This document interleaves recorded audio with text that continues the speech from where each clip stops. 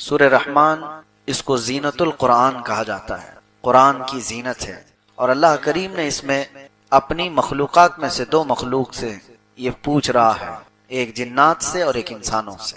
فَبِأَيِّ آلَاءِ رَبِّكُمَا تُكَذِّبَانِ، مشہور و معروف آیت ہے جو کنٹینیو کئی مرتبہ ریپیٹ ہوئی ہے اس سورے میں، اور اللہ تعالیٰ فرماتا ہے اے جنات اور اے انسانوں، تم میری کون کون سی نعمتوں کو جھٹلاؤ گے۔ تو اس سے پتہ چلتا ہے کہ اللہ تبارک و تعالیٰ نے جنات کو بھی مخاطب فرمایا، تو وہ بھی مکلف ان تمام چیزوں کے ہیں، نعمتوں کی ناشکری نہ کریں، اللہ کی عبادت کریں، ان کے احکامات جیسے ہیں وہ اس مخلوق کو معلوم۔ لیکن اللہ تبارک و تعالیٰ نے سورہ رحمان میں جہاں جہاں یہ آیت بیان فرمائی دونوں سے مخاطب کی، انسانوں سے بھی اور جنات سے بھی۔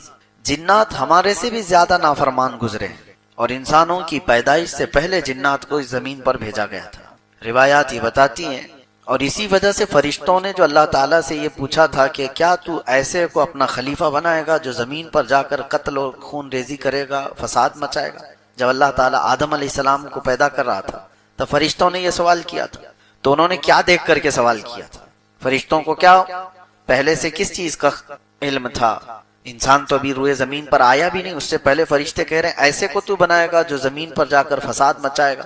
تو روایات یہ بتاتی ہیں کہ فرشتے اس بات پر قیاس کر رہے تھے اس سے پہلے بھی ایک مخلوق آئی، وہ جنات تھے، اور ان کو روئے زمین پر جب بھیجا گیا تو انہوں نے بڑا قتل اور خون ریزی مچائی، بہت فساد کیا اس روئے زمین پر، اور جنات کی تعداد انسانوں سے بھی 10 گنا زیادہ۔ بعد میں پھر ان کو سب کو اس روئے زمین سے بھگا دیا گیا جزیروں کی طرف، اور روئے زمین کو خالی کر دیا گیا انسان کے لیے۔ اور آج الحمدللہ آپ صحیح سلامت جی رہے ہیں اس روئے زمین پر کہ جنات کو پہلے سے ہٹایا گیا، پھر بھی کچھ لوگوں میں آ جاتے ہیں جنات، کچھ کے تو ریئل ہوتے ہیں اور کچھ کے ناٹک ہوتے ہیں۔ جنات کا آنا جانا ہے لیکن ان کو اتنے اختیارات نہیں ہیں جتنے آپ کو یہاں پر دیے گئے ہیں۔ قرآن میں اللہ نے آپ سے کہا کہ تم اشرف المخلوقات ہو، وَلَقَدْ كَرَّمْنَا بَنِي آدم، اللہ فرماتے ہم نے آدم کی اولاد کو تاج کرامت عطا کی، عزت عطا کی۔ وَحَمَلْنَاهُمْ فِي الْبَرِّ وَالْبَحْرِ، ہم نے خشکیوں میں اور تریوں میں اس کو طاقت دی ہے۔ وَفَضَّلْنَاهُمْ عَلَى كَثِيرٍ مِّمَّنْ خَلَقْنَا تَفْضِيلًا، اللہ فرماتا ہے ہم نے جتنی مخلوق بنائی ان میں سب سے اس کو افضل بنایا۔ لَقَدْ خَلَقْنَا الْإِنسَانَ فِي أَحْسَنِ تَقْوِيمٍ، ہم نے انسان کو سب سے اچھی صورت میں بنایا۔ اللہ کی یہ پسندیدہ مخلوق، اللہ کی چنندہ مخلوق انسان ہے۔ رہی بات جنات کی تو انہوں نے سرکشی کی، نافرمانیاں کی، لیکن ان میں بھی بہت سارے فرما بردار ہوئے۔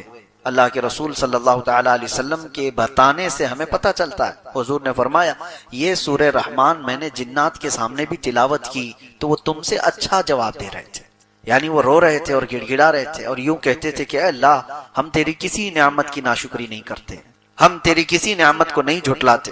تو ان آیتوں کے جواب میں دل سے آدمی کو یہ کہنا چاہیے جب بھی یہ تلاوت ہو فَبِأَيِّ آلَاءِ رَبِّكُمَا تُكَذِّبَانِ، تم کون کون سی نعمتوں کو میری جھٹلاؤ گے، تو آپ دل میں یہ اللہ کریم کی بارگاہ میں عرض کریں لا نُكَذِّبُ بِآيَاتِكَ یا اللہ، اے اللہ ہم تیری کوئی نشانی کو نہیں جھٹلاتے، ہم تیری کسی نعمت کا انکار نہیں کرتے۔ یہ تو عربی میں ہے، جبکہ سورہ والتین جب پڑھتے تھے میرے آقا صلی اللہ تعالیٰ علیہ وسلم، اس کی آخری آیت کیا ہے؟ الیس اللہ بأحکم الحاکم، جس کا مطلب ہوتا ہے کیا اللہ احکم الحاکمین نہیں ہے، سارے حاکموں کا حکم نہیں ہے اللہ۔ آیت یہاں پر ختم ہو گئی، سورہ بھی ختم ہو گئی، لیکن روایات یہ ملتی ہیں کہ اس کے جواب میں میرے آقا فرماتے ہیں بلا وانت احکم الحاکم، کیوں نہیں مولا تو ہی احکم الحاکمین۔ تو قرآن پڑھنے کے بعد معنی اگر آپ کو سمجھ میں آئے تو ان آیتوں کے بعد آپ کے دل کا یہ اظہار ہو تبھی تو آپ کی رغبت ہوگی قرآن کی طرف سے، ورنہ تو کھجاتے ہوئے تلاوت سنتے رہے تو کیا خبر قاری کیا پڑھ کے چلا گیا۔ تو سورہ رحمان میں اللہ تبارک و تعالیٰ نے شروعات کہاں سے فرمائی؟ الرحمن، اتنا تو مسلمانوں کو پتا ہونا چاہیے، الرحمن علم القرآن، اس کے بعد خلق الانسان علمہ البیان۔ یہ 4 ہی آیتیں میں بتاتا ہوں آپ کو، 4 ہی آیتوں کے بارے میں شروع۔ الرحمن، رحمان وہ اللہ ہے، رحمان علم القرآن، اس نے قرآن سکھایا۔ علم القرآن کا مطلب ہوا قرآن سکھایا، یہاں پر کس کو سکھایا ہے کچھ نہیں ہے۔ الرحمن علم القرآن، دوسرے نمبر پر آیت ہے، رحمان ہے جس نے قرآن سکھایا۔ تیسرے نمبر پر آتی ہے خلق الانسان، پھر انسان کو پیدا کیا، انسان کو پیدا کیا۔ رحمان ہے، اس نے قرآن سکھایا، انسان کو پیدا کیا۔ انسان کو پیدا کرنے والی آیت بعد میں ہے، قرآن سکھانے والی پہلے ہے۔ تو پہلے کس کو سکھایا گیا؟ پھر وہ رحمان ہے، قرآن سکھایا، کس کو سکھایا؟ وہاں تو آیت میں بعد میں آ رہا ہے خلق الانسان، انسان کو پیدا کیا۔ تو انسان کو بعد میں جب پیدا کیا گیا ہے تو قرآن کس کو سکھایا گیا ہے؟ تو اس تفسیر میں آپ دیکھیں گے تو بڑے بڑے فقہا، بڑے بڑے مفسرین اپنی اپنی تفاسیر جو رکھے ہیں، آپ کی آنکھیں کھلی رہ جائیں۔ خلق الانسان سے مراد کون سا انسان ہے؟ وہ آدم علیہ السلام، آدم علیہ السلام کو پیدا کیا۔ اور علم القرآن، قرآن کس کو سکھایا؟ وہ نور محمدی کو سکھایا، جس کا فرمان خود فرمان عالی شان ہے، کنت نبیا وآدم بین الماء والطین، میں تو اس وقت بھی نبی تھا جب آدم کو مٹی اور پانی میں گوندھا جا رہا تھا۔ پتا چلا کہ انسان آدم علیہ السلام اگر یہاں مراد ہیں تو ان کے آنے سے پہلے بھی کوئی تھا، ان کے آنے سے پہلے بھی کوئی تھا۔ وہ کون تھا؟ وہ جو نہ تھے تو کچھ نہ تھا، وہ جو نہ ہو تو وہی تھے۔ وہی ہے اول، وہی ہے آخر، وہی ہے ظاہر، وہی ہے باطن، وہی ہے قرآن، وہی ہے فرقان، وہی ہے طٰہٰ، وہی ہے یاسین۔ لوح بھی تو، قلم بھی تو، تیرا وجود الکتاب، گنبد آبگینہ رنگ تیرے محیط میں حباب۔ حضور پاک صلی اللہ تعالی علیہ وسلم کے متعلق ہی فرمایا گیا۔ اب میں آپ کو ایک بات بتاتا ہوں، نبی پاک صلی اللہ علیہ وسلم نے فرمایا اللہ نے سب سے پہلے چیز کیا پیدا کی؟ سب سے پہلی چیز، حدیثیں الگ الگ، حضور فرماتے ہیں سب سے پہلے پیدا کی جانے والی چیز قلم ہے۔ کیا ہے؟ اور پھر ایک حدیث میں ہے سب سے پہلے چیز پیدا کی گئی ہے لوح۔ لوح کا مطلب وہ تختی جس پر سارے لوگوں کی تقدیریں لکھی گئی۔ تو ایک حدیث میں ہے کہ اللہ کے نبی صلی اللہ علیہ وسلم فرماتے ہیں سب سے پہلے اللہ نے قلم کو پیدا کیا، اور ایک حدیث میں سب سے پہلے اللہ نے لوح کو پیدا کیا، اور حدیث جابر میں تو اللہ کے نبی فرماتے ہیں سب سے پہلے اللہ نے میرے نور کو پیدا کیا، حضور کے نور کو پیدا کیا۔ تین حدیثیں ہیں، ایک حدیث میں سب سے پہلے۔ اب آپ بتاؤ پھر پہلے کون سی چیز آئی ہوگی؟ سب سے پہلے تو قلم کہا جا رہا ہے، پھر ایک حدیث میں کہا جا رہا ہے سب سے پہلے لوح ہے، پھر ایک میں کہا جا رہا ہے سب سے پہلے نور محمدی کو پیدا کیا گیا۔ ہے کون سب سے پہلے پیدا کیا ہوا ہے؟ اس کی تطبیق کو سمجھنے کے لیے اقبال کا وہ شعر پڑھنا چاہیے۔ سب سے پہلے لوح پیدا کی گئی کہ قلم پیدا کیا گیا کہ نور محمدی؟ تو وہ ایک شعر میں بتاتے ہیں نہیں نہیں یا رسول اللہ، لوح بھی تو، قلم بھی تو، تیرا وجود الکتاب۔ لوح بھی تو، قلم بھی تو، یعنی جہاں لوح کا ذکر آیا ہے اس سے مراد رسول اللہ کی ذات، جہاں قلم کا ذکر ہے اس سے مراد بھی حضور کی ذات۔ تیرا وجود الکتاب، کتاب بھی یا رسول اللہ صلی اللہ تعالی علیہ وسلم سے مراد آپ ہیں۔ اور پھر یہ سب سمجھنے کے لیے یہ لوح ہو، قلم ہو، کتاب ہو، پھر اعلیٰ حضرت کو پڑھنا ہوگا وہ جو نہ تھے تو حضور پاک صلی اللہ تعالی علیہ وسلم۔ اور ایک حدیث ہے کنتو کنزن مخفیا، اللہ فرماتا ہے میں ایک چھپا ہوا خزانہ تھا، میں ایک چھپا ہوا خزانہ تھا، فأردت ان اعرف، اللہ فرماتا ہے میں نے یہ ارادہ کیا کہ میں پہچانا جاؤں یا میرا تعارف کرایا جائے، فخلقت الخلق، پھر میں نے مخلوق بنائی، خلق بنائی۔ اب اس خلق سے مراد کون ہے؟ صوفیہ فرماتے ہیں وہ رب ذوالجلال کے حبیب صلی اللہ تعالی علیہ وسلم کی ذات ہے۔ تو اللہ کے نبی صلی اللہ علیہ وسلم کو ایک لقب میں یہ کہا جاتا ہے مظہر خدا، مظہر خدا، جس کا مطلب ہوتا ہے اللہ تعالیٰ نے اپنی پہچان کے لیے جو سب سے بڑی چیز بنائی وہ محمد عربی کی ذات ہے، حضور پاک کی ذات ہے۔ سب سے بڑی چیز اللہ کی پہچان کے لیے اس کائنات میں کوئی آئی ہے چیز تو وہ کیا ہے؟ محمد عربی کی ذات۔ اور رسول کو دیکھ کر کے اگر کوئی اللہ کو نہیں پہچانا تو پھر وہ کچھ بھی نہیں پہچانا۔ ویسے تو اللہ کی ہزاروں نہیں کروڑوں نشانیاں ہیں، آسمان بھی اللہ کی نشانی، زمین بھی اللہ کی نشانی، چاند بھی اللہ کی نشانی، سورج کا مدار پر چلنا یہ بھی اللہ کی نشانی، ستارے یہ ایک دوسرے سے نہیں ٹکراتے یہ اللہ کی نشانی۔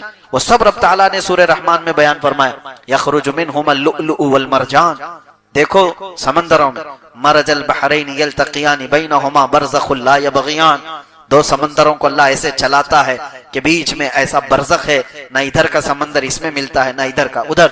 ایسے ایک جگہ نہیں کئی جگہ پر کائنات میں چیزیں موجود ہیں کہ دو سمندر آپس میں ملتے ہیں، دونوں کا رنگ الگ، دونوں کا مزہ بھی الگ، لیکن ان کو روکنے کے لیے بیچ میں کوئی دیوار نہیں، اور پانی ہے کہ برابر، نہ اس کا رنگ اس میں آتا ہے نہ اس کا رنگ اس میں آتا ہے۔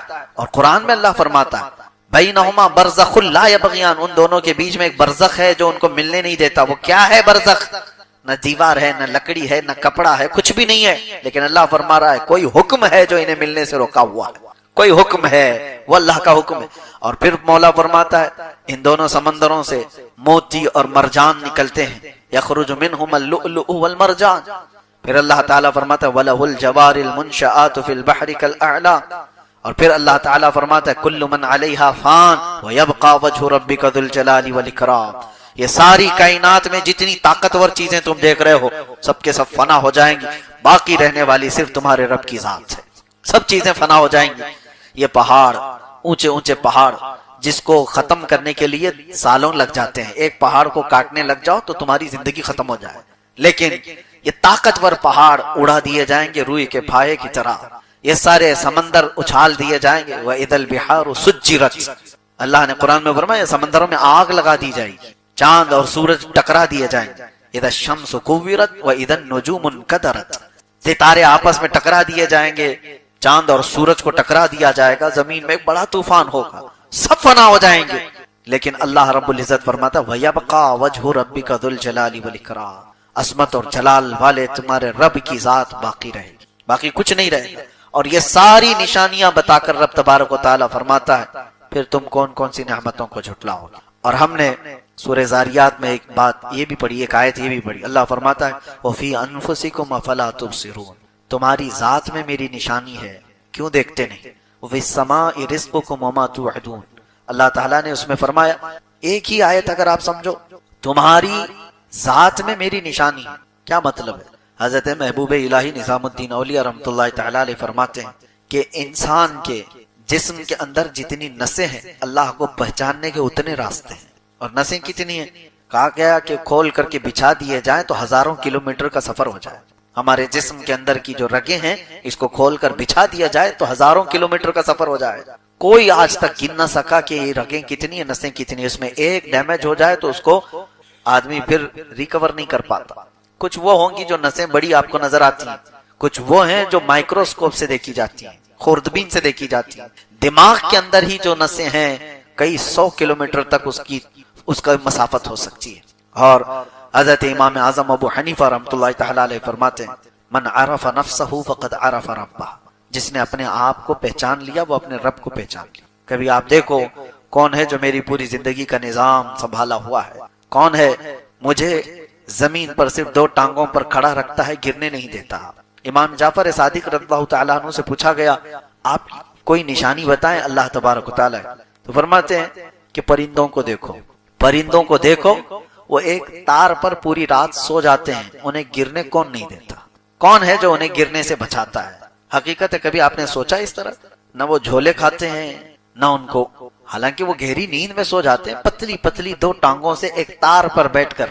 کیا انسان اس طرح تار پر بیٹھ سکتا ہے؟ ان کا کام تم نہیں کر سکتے، تمہارا کام وہ نہیں کر سکتے۔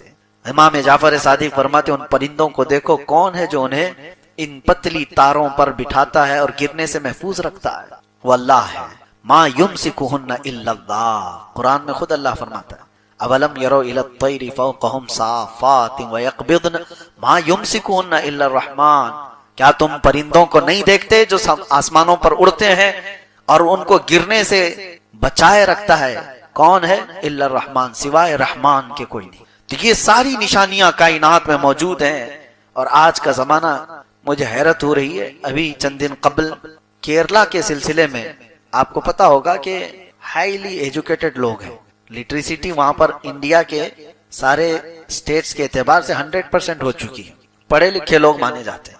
لیکن میرے کئی رشتہ دار ہیں، انہوں نے مجھ سے ہی کہا کہ سب سے حیرت کی بات ہے کہ سب سے زیادہ ایتھیزم کیرلا میں ہو رہا ہے، ایتھیسٹ ملحدین کی تعداد کثرت سے وہاں پھیلتی جا رہی ہے۔ حیرت ہوئی، میں جانتا ہوں کیرلا کو اچھی طرح سے، بچہ بچہ سورہ یاسین حفظ کیا ہوا رہتا ہے، ہر گھر میں تلاوت قرآن کا معمول ہے۔ فجر کی جماعت میں آپ وہاں جا کر دیکھیں، مسجدوں میں تو ایسے لگے کہ جمعہ میں ہیں، ساری نمازوں میں اس طرح سے نمازوں کی پابند۔ لیکن آج وہ علاقہ ملحدین کی زد میں آ گیا ہے۔ یہ ایتھیزم کہاں سے آ رہا ہے؟ یہ نشانیاں اللہ تبارک و تعالیٰ کی بے حساب دیکھ کر پڑھے لکھے لوگ گمراہ کیسے ہوتے ہیں؟ ایک بات یاد رکھیں، صرف آدمی کا پڑھا لکھا ہونا کافی نہیں، علم الگ چیز ہے، نور علم الگ چیز ہے۔ علم تو شیطان کے پاس بھی تھا اور وہ گمراہ ہوا، نور علم جس کے پاس ہوتا ہے وہ ولایت پا جاتا ہے۔ بہت سارے لوگ آج پڑھ تو لیے، بڑے بڑے علم کے بھنڈار ان کے پاس ہیں، لیکن نور علم ان کے پاس نہیں۔ وہ فیوز و برکات جو اولیاء کاملین سے چل کر سینوں پر آتے ہیں وہ نہ ہو تو پڑھے لکھے لوگوں کو، ڈاکٹرز کو، انجینئرز کو، ایڈوکیٹس کو میں نے دیکھا ہے وہ ایتھیسٹ ہو رہے ہیں۔ عام لوگ نہیں، پڑھے لکھے بڑے، کئی ڈاکٹروں کی ایک تنظیم بنی ہوئی ہے ایتھیزم کی، وہ لوگ پروموٹ کر رہے ہیں، وہ کہہ رہے ہیں کوئی خدا ہی نہیں ہے، یہ کائنات ایسی وجود میں آ گئی، یہ نظام اپنے آپ چل رہا ہے، سارے لوگوں نے اپنے اپنے حساب سے نظام، اپنا دین بنایا ہوا ہے، مذہب بنایا ہوا ہے۔ میرے عزیزو، یہاں ہلکی سی بھی چیز اپنے آپ نہیں ہوتی، اتنی پوری کائنات اپنے آپ کیسے ہوگی، کیسے ہو سکتی ہے؟ لیکن جب ایمان ختم ہو جاتا ہے تو آدمی ہمیشہ نیگیٹو سوچنے لگ جاتا ہے، اس کے اندر سے جب نور ایمان ختم کر دیا جاتا ہے تو اس کو یہ نشانیاں نظر نہیں آتی۔ اسی لیے قرآن میں اللہ فرماتا ہے انک لا تسمع الموتى ولا تسمع الصم الدعاء، اے محبوب آپ ان کو نہیں سنا سکتے اس لیے کہ وہ گونگے بہرے ہیں اور مردہ ہیں۔ کس کے بارے میں اللہ فرما رہا ہے؟ جو مکہ کے کفار و مشرکین، حضور سے بڑھ کر کے کوئی نشانی ان کے پاس تھی؟ رسول پاک صلی اللہ تعالی علیہ وسلم کو جس نے دیکھا، ارے آسمان کیا نشانی ہے، چاند کیا نشانی ہے، سورج کیا نشانی ہے، جس نے چہرے رسول کو دیکھا اس سے بڑی نشانی کیا ہے؟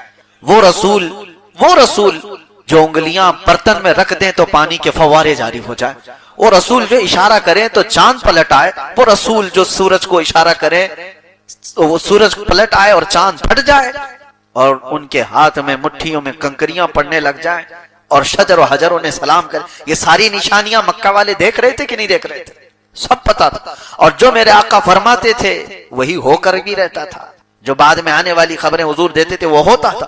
یہ ساری نشانیاں دیکھنے کے باوجود وہ ملحد رہے، انہوں نے کہا کوئی خدا نہیں ہے، ہم اس خدا کو نہیں مانتے جو محمد کا ہے، معاذ اللہ رب العالمین۔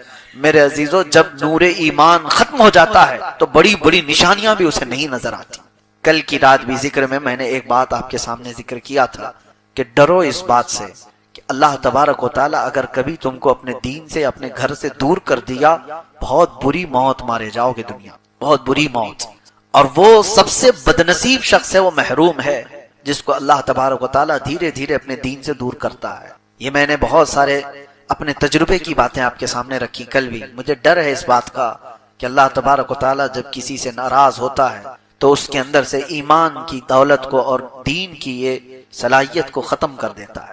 مجھے میرے والد گرامی فرمایا کرتے، بس اب میں ختم کر رہا ہوں، مسجد کے صدر تھے، متولی ہمارے ہاں کہا جاتا ہے، اور بڑے پرہیزگار اور ایک بڑے بزرگ کی خدمت گزار بھی تھے، اور کئی سالوں تک میں جانتا ہوں، میں نے ان کو بڑھاپے میں دیکھا ہو، یا ہمارے والد فرماتے تھے کہ اچانک ایسا ہوا کہ مسجدوں کے معاملات سب جگہ ہوتے ہیں، ہر جگہ ہوتے ہیں، تو نئی جماعت آ گئی، پرانے متولی صاحب کو ہٹا دیا گیا، اب ان کی عمر کافی بھی ہو گئی تھی، داڑھی تھی، اور اس کے بعد یہ آپسی چپکلش تھی یا جو بھی ہے، محلے میں ہوتے رہتے ہیں، ہر جگہ ہوتے رہتے ہیں۔ اور اس کے بعد جب ان کو ہٹا دیا گیا، میری یہ بات کو آپ اپنے اوپر نہ لیں، سارے لوگ جو ہے ہماری باتوں کو گھماتے ہیں برابر جگہ پر جہاں ان کو چاہیے۔ میں ریئل بات کہہ رہا ہوں، جب وہ ہٹ گئے ہوا یہ کہ اس بیچارے نے، دیکھیں یہ اللہ تبارک و تعالیٰ جب جس سے جیسا چاہے خدمت لے، اس نے کہا کہ میں اس مسجد کو ہی نہیں مانتا، یہ فتنے کی گڑھ ہے، معاذ اللہ، چھوڑ دیا اس نے۔ جو صدر رہا، متولی رہا مسجد کا، بڑی داڑھی تھی، اور کئی دنوں تک مسجد کو آنا چھوڑ دیا، پھر تھوڑے دن ہوئے، دھیرے دھیرے دھیرے نماز بھی چھوڑ دیا، ختم ہو گئی۔ میرے والد گرامی اللہ ان کی تربت پر رحم فرمائے، اکثر وہ بات بتا کر کے، نام لے کر کے بتاتے تھے، کہا کہ کچھ سال گزرے کہ اس بندے کو، ہمارے یہاں اوسی کھیلنا کہتے ہیں، وہ کیا کہتے ہیں جو نمبر لگاتے ہیں، مٹکا، یہاں ہوتا ہے مٹکا کھیلتے، لاٹری والے جو نمبر لگاتے ہیں، کچھ لوگوں کو اس کا نشہ ہے، نمبر لگاتے ہیں لاٹری کے اور اس کے بعد اس میں پیسے لگاتے ہیں، کیا کہتے ہیں اس کو، سٹا ہو کہ مٹکا ہو، الگ الگ جو بھی ہے، اس کی عادت اس کو لگی، اور پیسے جو بھی تھے وہ نمبر جا کر کے لگا کے آتا تھا، دوسرے دن صبح سے لے کر شام تک بیٹھے ہوئے کہ نمبر آیا کیا، نمبر آیا کیا، اس میں پیسے جاتے رہے، کنگال ہو گیا۔ وہ متولی صاحب کے بارے میں نے سنا کہ پھر وہ اپنے ہی بیٹے اور بیٹیوں کے پیسے چوری کر